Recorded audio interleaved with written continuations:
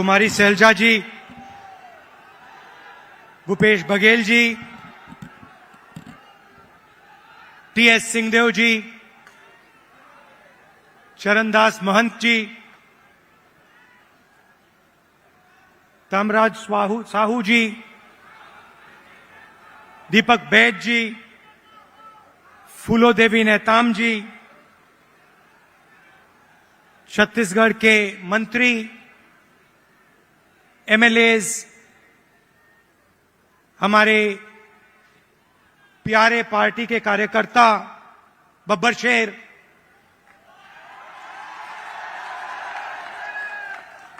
और शेरनिया,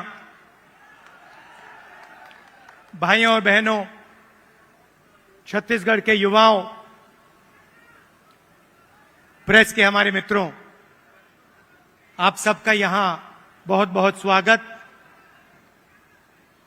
इतनी गर्मी में आप आए, अपना कीमती समय आपने हमें दिया, हमारी बात सुनने आए, इसके लिए मैं बहुत आभारी हूं।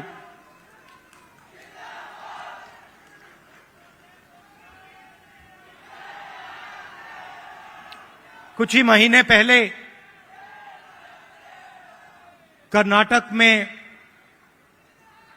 चुनाव हुआ। एक तरफ बीजेपी और उनकी विचारधारा, दूसरी तरफ कांग्रेस पार्टी, हमारी विचारधारा।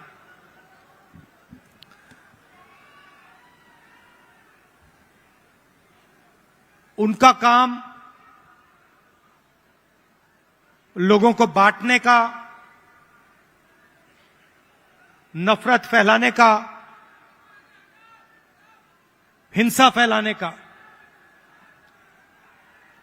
हमारा काम लोगों को जोड़ने का, नफरत के बाजार में मोहब्बत की दुकान खोलने का।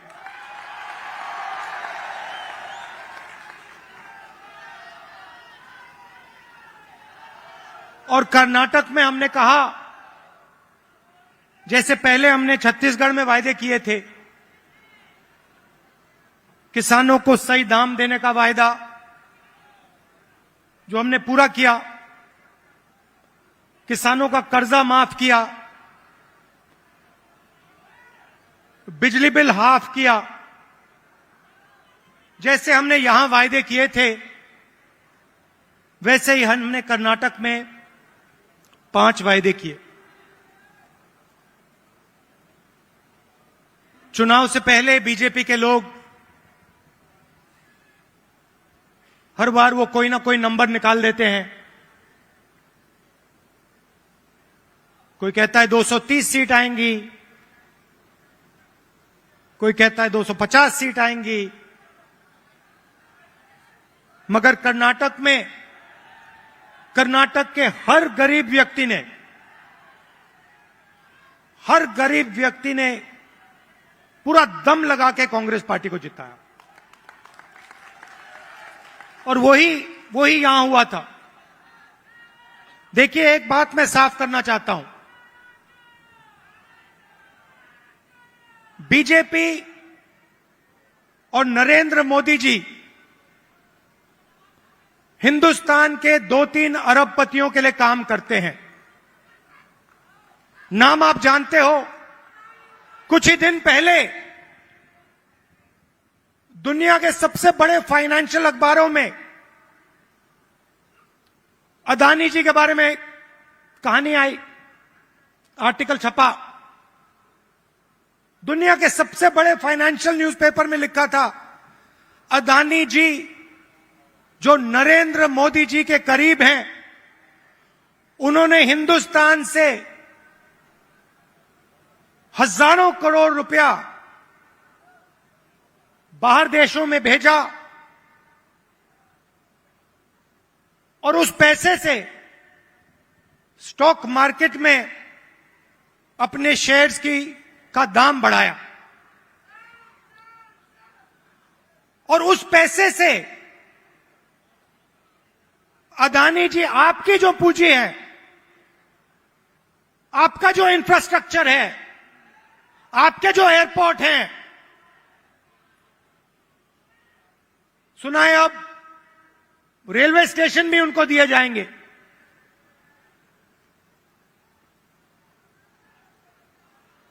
पूरा का पूरा एक व्यक्ति के हवाले किया जा रहा है।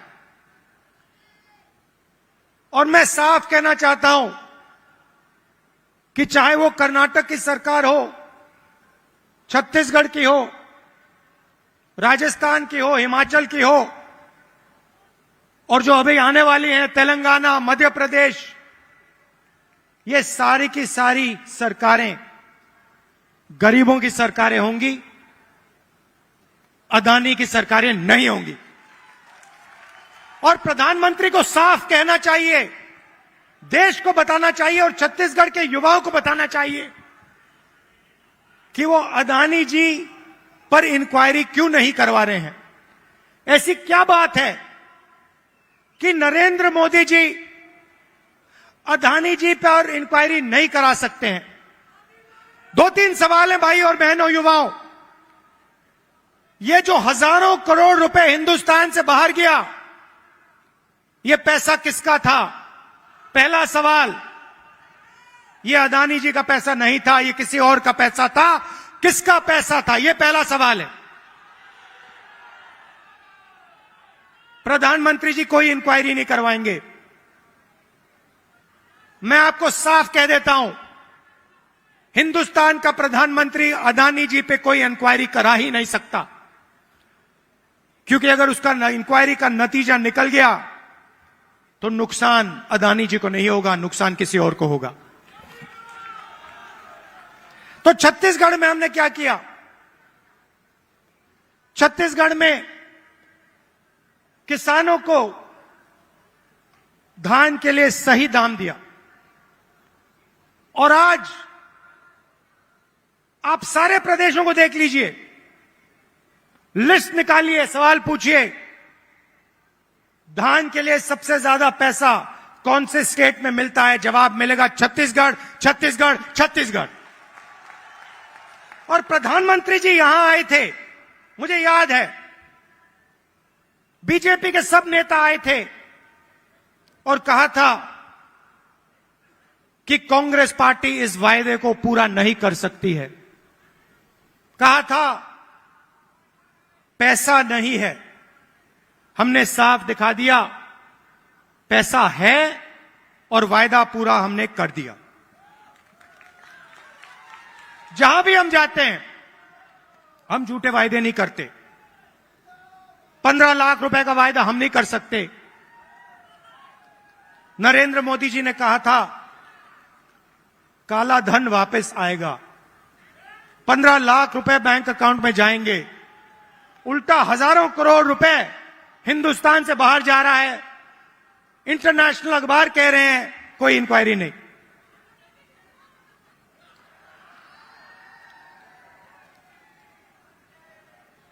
तो अब छत्तीसगढ़ के युवा जो हैं, आपकी बहुत बड़ी जिम्मेदारी है और हम चाहते हैं कि आप प्रदेश को चलाने में, राजनीति को चलाने में आगे आएं। आपको पीछे नहीं रहना चाहिए। आपकी जो नई जनरेशन है, भविष्य आपका है। आने वाले समय में छत्तीसगढ़ आपका है और आपको आगे बढ़ना पड़ेगा। और इसीलिए हमने राजीव युवा क्लब आपके लिए बनाए हैं। हर क्लब को 1 लाख रुपए, 3 लाख युवाओं को क्लब में हमने जोड़ा है। और ये ऐसे नहीं जोड़ा है, मैं आपको साफ बताना चाहता हूं।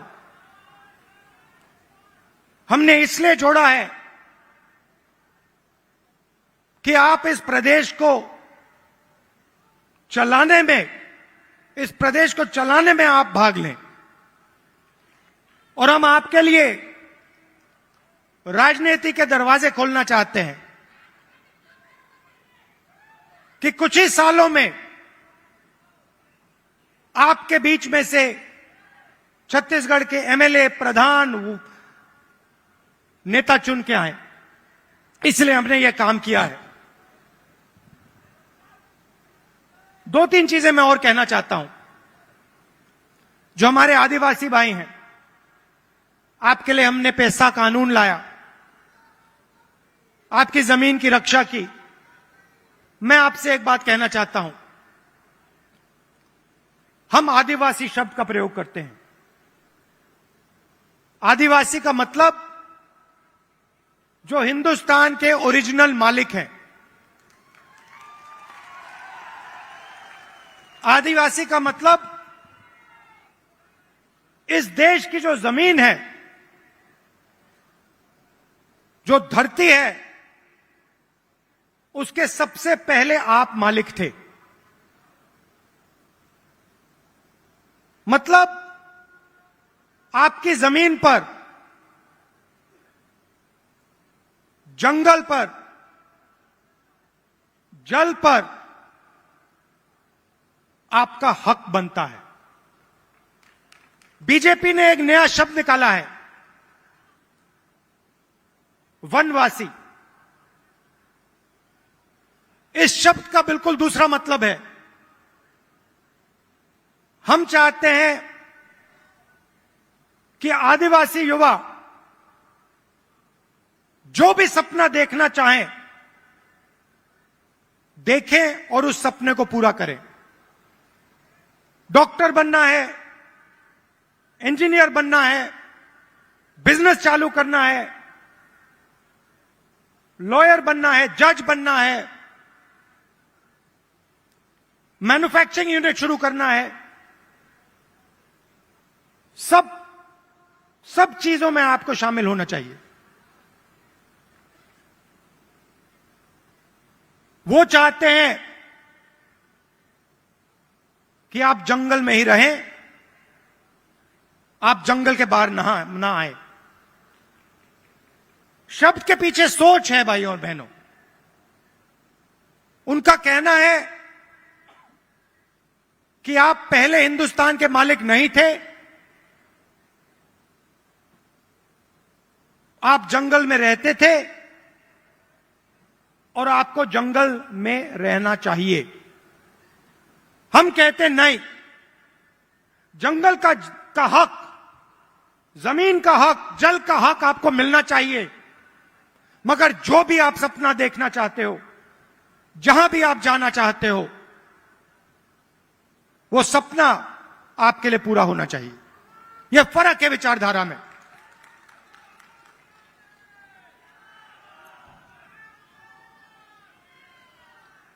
और पूरे देश में भाई और बहनों, पूरे देश में ये नफरत फैला रहे हैं।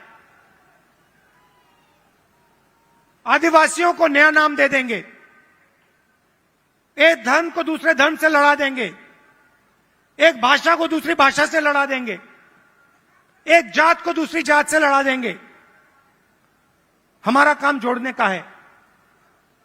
जहां भी ये नफरत फैलाते हैं, चाहे वो मणिपुर हो, असम हो, कर्नाटक हो, जहां भी ये नफरत फैलाएंगे, कांग्रेस पार्टी के कार्यकर्ता वहां जाकर मोहब्बत फैलाएंगे।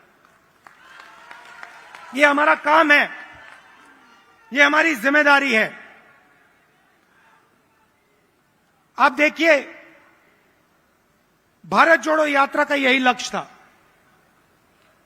कन्याकुमारी से हम शुरू हुए, श्रीनगर तक गए,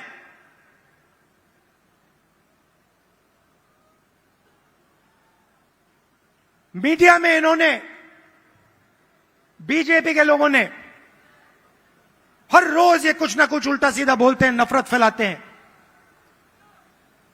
भारत जोड़ो यात्रा ने पूरे हिंदुस्तान को जोड़ने का काम किया। हर धर्म को, हर जात को, हर भाषा को हमने याद दिलाया कि आप सबसे पहले हिंदुस्तानी हो और आप सबको एक साथ मिलकर, मोहब्बत के साथ, इज्जत के साथ रहना है। यह यात्रा का मैसेज था और यह बहुत गहरा मैसेज था, नया मैसेज नहीं था, बहुत पुराना मैसेज है।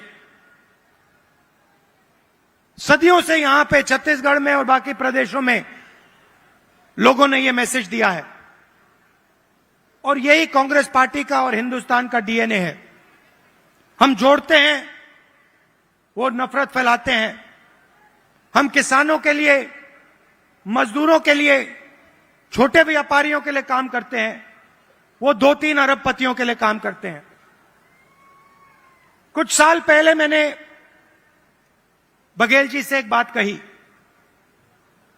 मैंने कहा, जहां भी मैं जाता हूं, मैं युवाओं से पूछता हूं,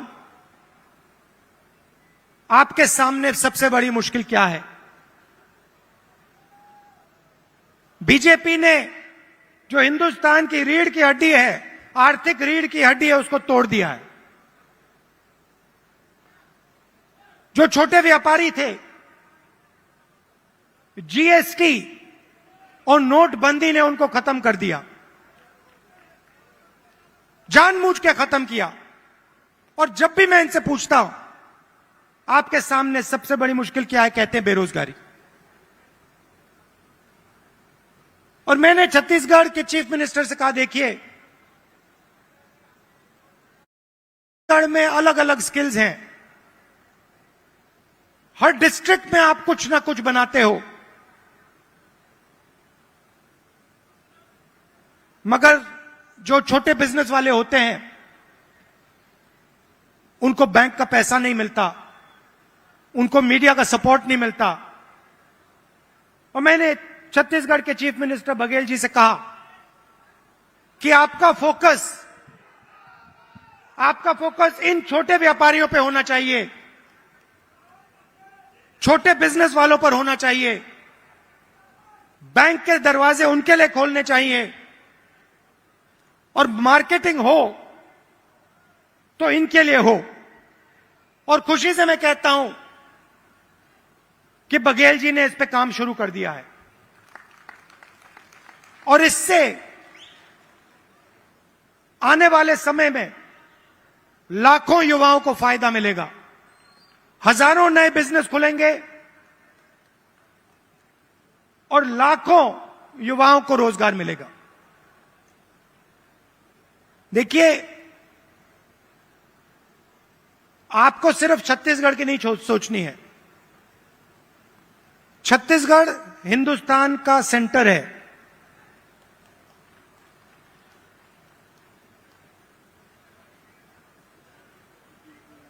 बंगाल से गुजरात कोई जाता है, छत्तीसगढ़ से निकलना पड़ता है। आप सेंटर लाइन पे हो और आपको देश का लॉजिस्टिकल सेंटर बनना चाहिए कि आप इंफ्रास्ट्रक्चर तैयार करिए कि छत्तीसगढ़ हिंदुस्तान का लॉजिस्टिकल सेंटर बने। जो भी माल बंगाल से गुजरात बाकी प्रदेशों में जाए वो यहां प्रोसेस हो, यहां से निकले, एयरपोर्ट से आप बाकी दुनिया को छत्तीसगढ़ से जोड़िए, सिर्फ हिंदुस्तान को नहीं, बाकी दुनिया को आप एयरपोर्ट से जोड़िए, छत्तीसगढ़ को जोड़िए कि हमारे जो युवा हैं, छत्तीसगढ़ के जो प्रोडक्ट्स हैं वो पूरी दुनिया में जाएं, सिर्फ हिंदुस्तान में ना रहें। मुझे लगता है कि छत्तीसगढ़ की सरकार ने बहुत अच्छा काम किया है और आने वाले 5 सालों में भी यहां पे छत्तीसगढ़ की सरकार, कांग्रेस पार्टी की सरकार जबरदस्त काम करने जा रही है। कार्यकर्ताओं से मैं कहना चाहता हूं, आप हमारी रीढ़ की हड्डी हो, आप हमारे विचारधारा के लिए लड़ते हो। छत्तीसगढ़ में आपने हमें जिताया, राजस्थान में जिताया, कर्नाटक में जिताया, हिमाचल में जिताया, तेलंगाना में जिताओगे, फिर से छत्तीसगढ़ में जिताओगे, मध्य प्रदेश में जिताओगे, राजस्थान में जिताओगे।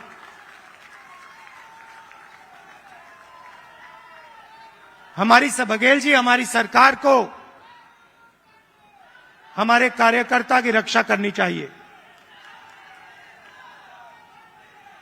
करती है, मगर और डट के जो हमारा कार्यकर्ता है उसे लगना चाहिए कि मैं कांग्रेस पार्टी का कार्यकर्ता हूं, मैं कांग्रेस पार्टी की विचारधारा के लिए लड़ता हूं और मरता हूं। देश को आपकी जरूरत है। नफरत से देश आगे नहीं जा सकता है, हिंसा से देश आगे नहीं जा सकता है, अर्थव्यवस्था नहीं बढ़ सकती है। मोहब्बत से, इज्जत से काम किया जाता है और अगर देश को जोड़ा जाता है, सबको एक साथ लाया जाता है, तो देश तेजी से प्रगति करता है। आप सब यहां आए, इतने प्यार से आपने मेरी बात सुनी, इसके लिए आप सबको दिल से धन्यवाद। और जो युवा हैं जो अब इन क्लब्स में शामिल होंगे, आप याद रखिए छत्तीसगढ़ का भविष्य आपका है, आपकी बड़ी जिम्मेदारी है। आपको राजनीति में आना है और आपको छत्तीसगढ़ को भविष्य में चलाना है। बहुत बहुत धन्यवाद। जय हिंद, नमस्कार। बहुत बहुत